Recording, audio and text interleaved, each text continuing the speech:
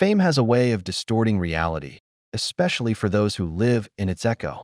For years, Aaron Goodwin had made a career out of chasing ghosts, exploring abandoned prisons, haunted hospitals, forgotten battlefields, and asylums soaked in tragedy. His face was known to millions as one of the stars of Ghost Adventures, the long-running paranormal investigation series that mixed skepticism with adrenaline and fear. On television, Aaron faced the dead without flinching. But off-screen, in the quiet corners of his personal life, a different kind of haunting had begun, one that would prove far more dangerous than any spirit he'd ever pursued. Aaron had built a reputation as the approachable one, the everyman amidst the theatrics of the show. Viewers liked him for his humility, his humor, his ability to ground the supernatural in the ordinary. He was the guy who screamed at noises in the dark and laughed it off moments later. But fame, even when earned honestly, can create cracks in the walls of privacy. Fans blurred boundaries, relationships became complicated, and the line between public persona and personal peace grew thin. It was in that blurred space that he met Victoria. Victoria Lynn, who would later take his last name, came into his life as many connections do for those who live online. Casually, innocently, through mutual interests and messages that began as admiration and evolved into affection. She was attractive, articulate, and fascinated by his world. What began as curiosity turned into companionship. To Aaron, she represented something grounding, a reminder that normalcy still existed outside of cameras and haunted mansions. They built a relationship, and eventually, they married. But marriage is rarely what it appears from the outside, and beneath the filtered snapshots of happiness, there were fractures forming. Friends of both would later describe a relationship marked by volatility. Aaron's life was unconventional. Weeks spent on the road filming, long nights on set, the unpredictable rhythm of television production. Victoria wanted stability, attention, reassurance. At first, she tolerated his absences, but over time, resentment grew. She felt sidelined, overshadowed by his career and his public image. Every fan who commented, every photo with a co-star, every extended trip became a seed of suspicion. Aaron, by nature, wasn't confrontational. He tried to keep the peace, to avoid escalation. But distance can harden people, and by 2024, the marriage had turned cold. Arguments became routine. Trust eroded. Victoria's social media posts began to reflect bitterness, cryptic quotes about betrayal and loyalty, hints of dissatisfaction. To outsiders, it seemed like another celebrity marriage unraveling. But behind the posts was something deeper, a mind that had begun to fixate on control, on revenge, on rewriting the narrative of rejection. By late 2024, the two were living separate lives. Aaron had focused on work, traveling with the Ghost Adventures crew, staying immersed in production. Victoria, left behind in Nevada, was stewing. Her days became consumed by anger and paranoia. She convinced herself that Aaron was abandoning her, that he had moved on, that the world that had adored him had left no space for her. The idea of divorce crossed her mind, but with it came humiliation, the public embarrassment of being the woman left behind by a TV star. To her, that was unacceptable. Then came the strange twist, the seed that would germinate into something unspeakable. Somewhere in that haze of resentment, Victoria began watching true crime documentaries. She became engrossed by stories of betrayal, murder, and manipulation. Among them was the case of Grant Amato, the Florida man who had murdered his own family after being cut off from a webcam model he was obsessed with. Amato was serving a life sentence, but in the strange corners of the internet. He had gained notoriety, pen pals, sympathizers, even admirers fascinated by the dark psychology of his crime. Victoria reached out to him, first. It was curiosity, a letter sent to a prisoner, perhaps for attention, perhaps out of a strange desire for connection. But quickly, the correspondence deepened. Amato, imprisoned for mass murder, played his role well. He flattered her, empathized, offered her validation. Two broken egos found each other across prison mail. Their letters turned romantic, their words intimate. But beneath that, something sinister began to take shape. Victoria confided in Amato about Aaron, the anger, the resentment, the feeling of being wronged.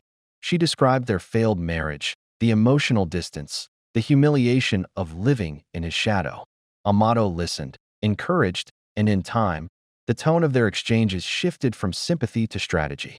They began to speak not of healing, but of elimination. What began as emotional venting turned into logistics.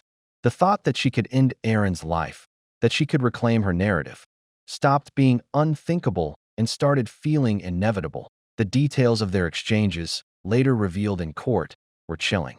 Victoria offered Amato $11,515 for the hit, a precise number, perhaps drawn from some financial limit she had convinced herself was practical. She even discussed an upfront payment of $2,500. It was surreal, a woman plotting murder through love letters to a convicted killer. The language between them blurred romance and homicide. In one message, she wrote, "Am I a bad person? Because I chose to end his existence, not divorce." She shared Aaron's schedule, his filming locations, hotel stays, and travel routines. She provided him with the details he would need if he were to truly orchestrate an attack. To her, it was catharsis turned into action. To him, it was manipulation turned opportunity. But what neither of them realized was that their words had already set off alarms. Prison communications are not private, and messages containing details of violence, payment, and targets are flagged by correctional systems. AS authorities quietly began monitoring the correspondence. Victoria continued to dig deeper into the fantasy of control. She sent more letters, sometimes signing them with hearts, sometimes with phrases that made the intent unmistakable. She wasn't talking about a divorce settlement or an emotional confrontation. She was talking about death. For Aaron, unaware of the storm brewing behind bars, and in his own marriage, life carried on as usual. He continued filming, posting behind-the-scenes glimpses of haunted sites, maintaining the upbeat energy fans loved. His followers saw none of the danger, none of the betrayal creeping toward him. By early 2025, investigators had gathered enough evidence to act. The prison communications had been traced, monitored, and cataloged. The letters were handed over to law enforcement in Nevada, and the case began to build quietly. Prosecutors understood the magnitude of what they were uncovering.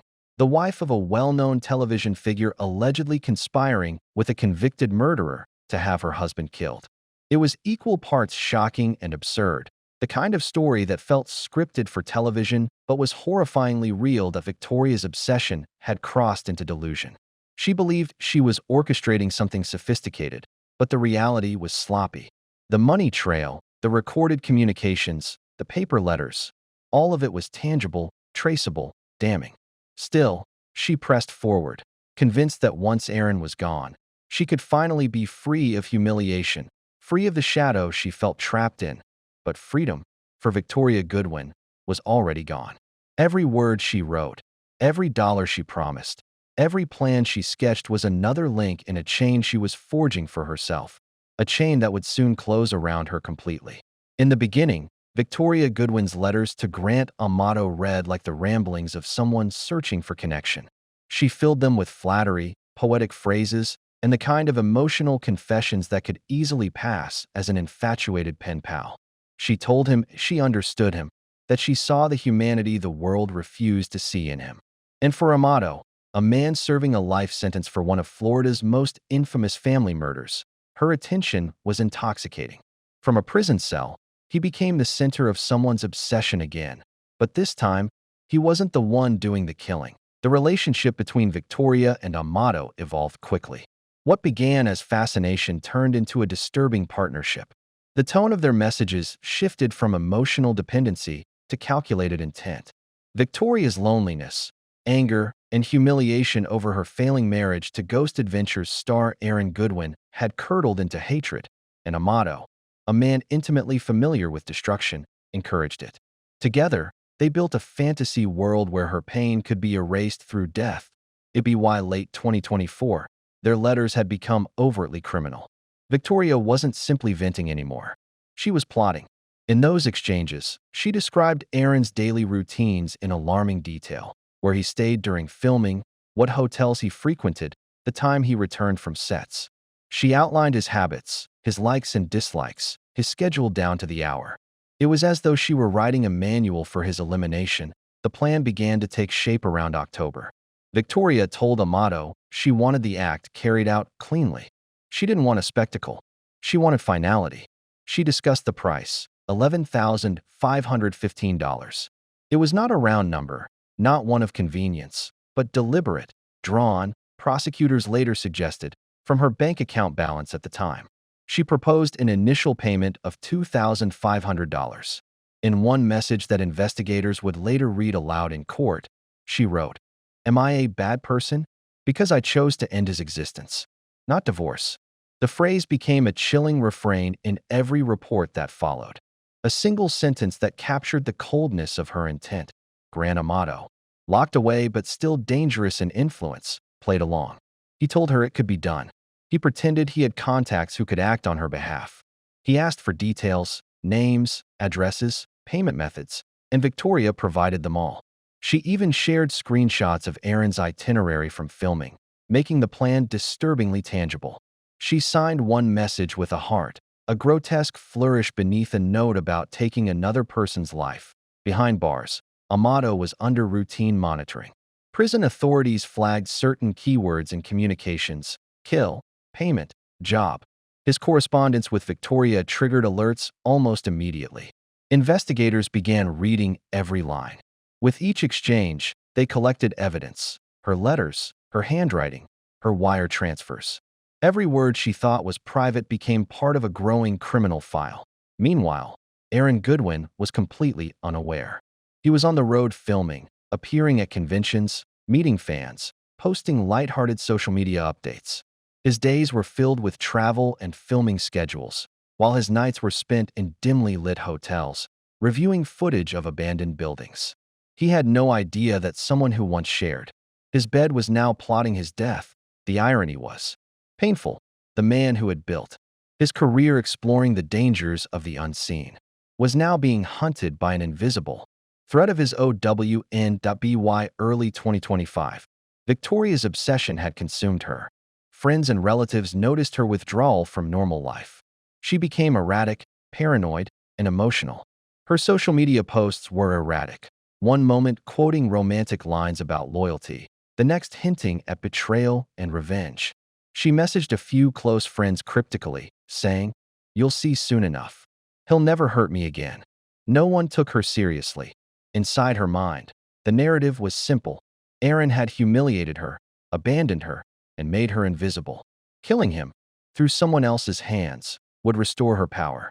The idea of divorce, of walking away, felt like surrender. To her, murder was reclamation. Investigators who later examined her messages described them as a strange blend of devotion and delusion.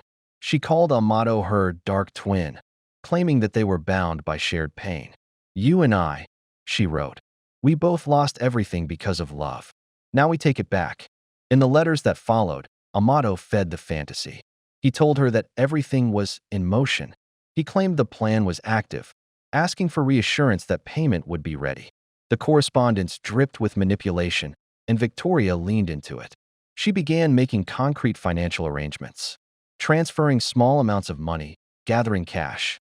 And talk states, when agents reviewed Victoria's messages, they found one final chilling note. She had written, "He's asleep right now in the hotel room. I need to know what's going on." Was it done? The timestamp placed it during one of Aaron's filming trips. The casual tone, like someone checking on a delivery, stunned even the seasoned officers reading it. That was enough. The surveillance, the financial records, the written confessions, it all formed an unbreakable chain of evidence. A warrant was signed for her arrest on the morning of March 6, 2025. Law enforcement moved in quietly. There were no dramatic chases, no last-minute escapes. They found Victoria at home in Clark County, Nevada, confused, tired, and unaware that her secret correspondence had already become evidence in one of the most surreal, celebrity-linked crimes in recent memory. She was arrested and charged with solicitation to commit murder and conspiracy to commit murder. As she was booked into custody, the reality of what she had done seemed to dawn on her only in fragments. The cameras that had once loved her husband were now pointed at her mugshot.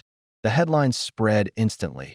Ghost Adventures star's wife arrested in murder-for-hire plot. For fans of the show, it sounded like a storyline from an episode. Except this haunting was real. Aaron Goodwin's team released a brief statement. Aaron is safe. He appreciates the outpouring of support and requests privacy as he processes this shocking event. It was measured, restrained, the words of a man blindsided by betrayal. Behind those words, though, was disbelief. The man who had stood in the ruins of haunted asylums now found himself haunted by something worse. The knowledge that the person who once vowed to love him had plotted to end his life. As the days passed, more details emerged, and the public fascination only grew. How could a celebrity marriage dissolve into attempted murder? What drove a young woman to reach out to a convicted killer? Why choose a path so self-destructive, so irrational, so doomed from the start? The answers, investigators suggested, lay not in logic but in obsession, a toxic blend of resentment, rejection, and romantic delusion. And for Victoria Goodwin, that delusion had just become a prison sentence waiting to be written. When the police led Victoria Goodwin into the Clark County Detention Center, the cameras flashed like lightning. Reporters crowded the entrance, shouting questions that she refused to answer. Her mugshot, taken under the flat, merciless light of the booking room, told the story more clearly than she ever could. Eyes puffy from sleeplessness, expression distant, caught somewhere between disbelief and resignation. For the woman who had once stood beside a television star, who had smiled through red carpet photos and fan conventions, the reversal was absolute. She had gone from the fringes of fame to the center of scandal overnight. The arrest reverberated through entertainment media almost instantly. TMZ, People, and Rolling Stone all ran variations of the same headline. Ghost Adventures star's wife arrested for trying to hire a hitman. Fans of the show flooded social media with disbelief. Some calling it fake news, others digging through old posts for clues they might have missed. The irony was too sharp to ignore. A man who spent his life exploring haunted places had nearly been killed by the person he trusted most. Behind closed doors, Aaron Goodwin was in shock. Those close to him said he had no words when detectives informed him of the plot. At first, he refused to believe it. Victoria's temper had always been volatile, but murder? It didn't seem possible. Then the evidence came. The letters, the payments, the correspondence with a convicted family killer. He sat in silence for a long time, staring at the pages, reading her handwriting, the same handwriting that once left him love notes and grocery lists. Now those words were confessions, coordinates, plans to end his life. When the news broke publicly, Aaron didn't immediately issue a statement. He withdrew instead, leaning on close friends and colleagues from Ghost Adventures. The cast, who had spent years braving the unseen together, formed a wall of quiet protection around him. They canceled press events. They avoided the cameras. To them, this wasn't a story, it was trauma. For the detectives who handled the case, the situation was surreal. They had encountered murder-for-hire plots before, jealous spouses, insurance scams, gang vendettas. But this one had an almost cinematic quality to it. A reality TV star, his wife, a Florida mass murderer serving life, a trail of love letters that morphed into death contracts. It was the kind of case that reminded them why truth often sounds stranger than fiction.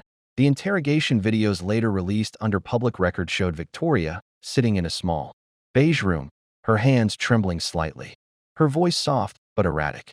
At first, she denied everything. She said she was misunderstood, that the letters were fantasy, not plans. But as the detectives pressed, showing her the money transfer receipts, the time-stamped messages, the explicit details she had written, her resolve began to crack at one point. She whispered, "It wasn't supposed to be real. I just wanted him to know how much he hurt me." The detective replied calmly, "You wired money. You gave details of his location. You wrote, was it done?" "Those aren't metaphors, Victoria." Her silence after that was heavy. She lowered her head into her hands and wept. Not the sobs of guilt, but the kind of tears that come when the walls close in and escape is no longer possible. The prosecutors moved quickly. The evidence was airtight. Victoria was formally charged with solicitation to commit murder and conspiracy to commit murder. The addition of financial records, including the $2,500 payment, made her case nearly impossible to defend. Her communications with Grant Amato had been fully recovered, their romantic exchanges intertwined with explicit plotting. Every "I love you," was paired with a request to kill. When she first appeared in court, the gallery was full. Spectators leaned forward, journalists filled the first two rows, and a handful of fans sat stunned, hoping to catch a glimpse of the man they'd watched hunt ghosts for 15 years. Aaron didn't appear that day. He couldn't. His lawyer read a brief statement instead. Mr. Goodwin is cooperating fully with authorities and asks for compassion toward all involved. The compassion he mentioned, many noticed, did not extend to reconciliation. The judge ordered Victoria held without bail, citing the gravity of her actions and the deliberate nature of her planning. In his words, this was not a crime of passion. It was a crime of calculation. The media dissected every word. Late-night hosts made grim jokes about how Aaron had escaped a real ghost. Podcasts replayed snippets of the case, dramatizing the letters, analyzing Victoria's psychology. Online forums speculated about what had driven her. Some said jealousy. Others said untreated mental illness. Some even floated bizarre theories that she'd been possessed, a morbid attempt to tie her crime back to her husband's supernatural world. Meanwhile, Aaron stayed quiet. He had built a career on confronting fear, but this was different. This was personal. He spent weeks processing the betrayal, realizing that the same woman who had once accompanied him to haunted locations and watched him face demons on television had been orchestrating a far darker haunting of her own. When he finally broke his silence months later, it wasn't through a press conference or a TV interview. It was a short, somber post on social media. "I've faced a lot of darkness in my life, but nothing prepares you for when it comes from someone you love. I'm grateful to be alive. I'm grateful for the people who protected me. I'm choosing peace, even when it hurts." That post was shared hundreds of thousands of times. Fans flooded the comments with messages of love and support. Some expressed anger toward Victoria. Others expressed sadness that it had come to this. The public fascination with the case grew, transforming into one of the most widely discussed celebrity true crime stories of the year. For Victoria, the days in custody blurred together. She spent hours in isolation, often writing in notebooks that would later be seized as evidence of her ongoing fixation. She still wrote about Aaron, sometimes with anger, sometimes with longing. In one entry, she wrote, "If he had just loved me the way I loved him, none of this would have happened." It was the statement of someone who still didn't understand the gravity of her choices. Her defense attorney faced an impossible task. The goal shifted from exoneration to damage control. The evidence was too overwhelming for acquittal. The best outcome now was a plea deal, something that would reduce her potential life sentence into a manageable term. Negotiations began quietly in April 2025. By then, the world had moved from shock to fascination. Documentaries were already being planned. YouTubers dissected the letters. True crime channels analyzed her motives. Everyone wanted to understand how a woman from suburban Nevada ended up conspiring with a notorious Florida murderer to kill a television ghost hunter. The prosecution knew that the case's notoriety meant public scrutiny. They chose to act decisively. In mid-April, they announced that Victoria Goodwin had entered a plea deal, pleading guilty to conspiracy to commit murder, while the solicitation charge was dropped. The plea spared the court a sensational trial but didn't spare her from prison. When she stood before the judge for sentencing, she looked small, fragile even. The courtroom was packed again, the air thick with tension. The judge read her sentence carefully. 36 to 90 months in prison, with credit for the 92 days she had already served. The punishment was lighter than some expected, but the damage to her life was permanent. Aaron wasn't present in court. Instead, a statement was read on his behalf. There is no victory in this. Only lessons about love, trust, and how close the darkness can be. The gavel struck once. The case was closed. The tabloids moved on to their next headline. But for those who had followed the story, the irony lingered. A man who had built his name by seeking proof of ghosts had come face to face with a real haunting, the kind that doesn't come from the beyond, but from the heart of betrayal. In the quiet that followed, Aaron continued his work. He returned to Ghost Adventures, but fans noticed a subtle shift. The humor was softer, the energy more measured. The man who once joked about demons now carried the weight of one he'd narrowly escaped. Victoria began serving her sentence at a women's correctional facility in Nevada. Her letters stopped. The woman who had once dreamed of control now lived by the clock. Her days reduced to routines, her name a warning, and in the echo of it all, the haunting truth remained that the most terrifying monsters we encounter aren't always the ones hiding in the dark. Sometimes, they're the ones who say, "I love you." The day of sentencing felt strangely quiet compared to the chaos that had defined the case. Outside the courthouse, the usual crowd of reporters gathered, their microphones pointed at an empty doorway, waiting for a glimpse of the woman whose name had dominated headlines for months. Inside, the air was still. No cameras were allowed beyond the hall. The only sounds were the soft footsteps of court officers and the shuffle of paper as Victoria Goodwin's attorney adjusted her file. When the judge entered, everyone stood. Victoria, dressed in beige prison attire, avoided eye contact with the spectators. Her hair was shorter now, darker at the roots, her face drawn from sleepless nights. The spectacle of her former life, the makeup, the photographs, the online presence, had dissolved. All that remained was a quiet woman confronting the final reckoning for choices she could no longer undo. The judge spoke slowly, his tone both firm and sorrowful. He acknowledged that no physical harm had come to Aaron Goodwin, but made clear that the intent alone was enough to merit punishment. "When you reach out across states to solicit the murder of another person," he said, "you are crossing a moral line that society cannot ignore." The sentence was read aloud. 36 to 90 months in prison. Credit for time served, a little over 3 to 7 years. There were murmurs in the gallery, some surprised at the leniency, others relieved that the ordeal was nearing its end. Victoria blinked once, the faintest movement of acknowledgement, but otherwise remained motionless. Her attorney leaned toward her, whispering something that went unheard. She nodded, hands clasped in front of her. When the judge asked if she wished to speak, she hesitated, then stood.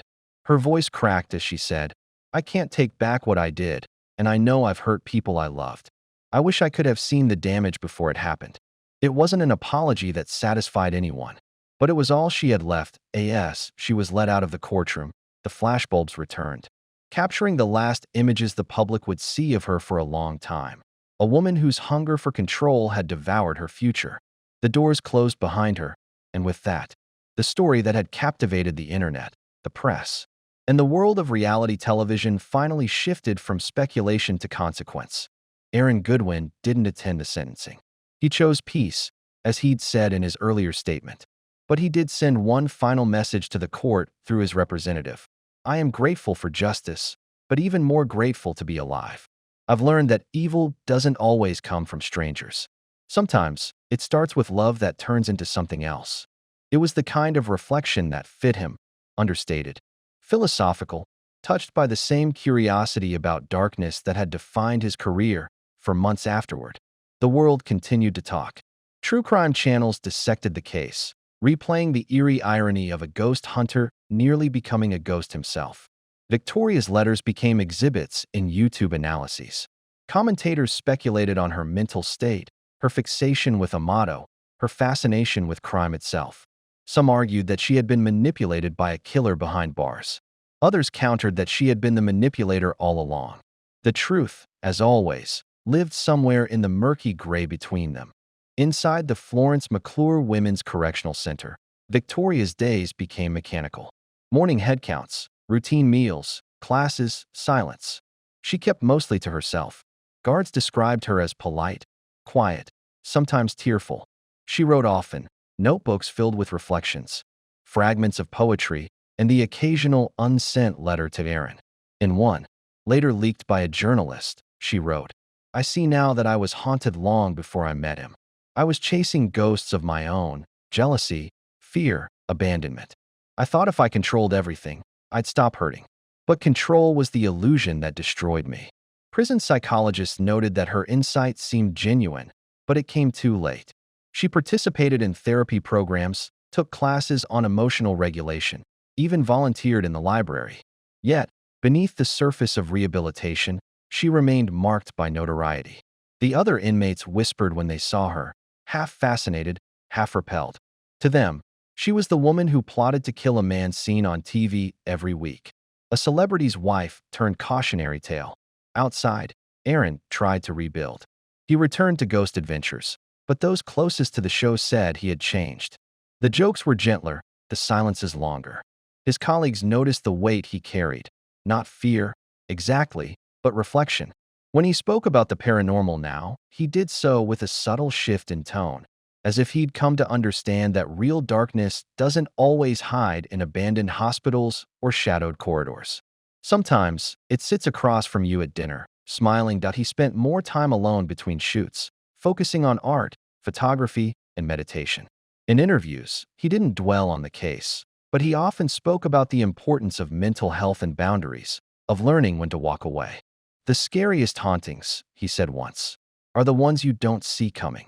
The fans who had followed the case eventually moved on to other stories, but the imprint of it remained. Every time Aaron posted online, there were still comments from people reminding him how lucky he was to be alive. And in truth, he was the difference. Between life and death in his story had been a handful of intercepted letters and the vigilance of investigators who took them seriously. By the time Victoria reached her first parole hearing years later, she had grown quieter still. Her hair was gray at the edges, her demeanor subdued. She spoke about self-forgiveness, about understanding the depth of her obsession, about wishing she could tell younger women what happens when love turns into possession. Whether her remorse was authentic or convenient, only she knew. But even as she spoke of redemption, the courtroom transcripts of her words from before, "Am I a bad person? Because I chose to end his existence, not divorce," hung over her like a permanent echo. In the end, what lingered about the story wasn't the sensational headlines or the celebrity connection. It was the brutal simplicity of its lesson, that love, when twisted by control and ego, becomes indistinguishable from hate. That some people would rather destroy than be left behind. For Aaron Goodwin, it became a private haunting, one he didn't need to film or narrate. For Victoria, it was a prison sentence both literal and spiritual. Time served in confinement and a lifetime spent confronting what she'd almost done. And for everyone who watched the case unfold, it was a reminder that even those who chase ghosts can still be blindsided by the ones they create themselves.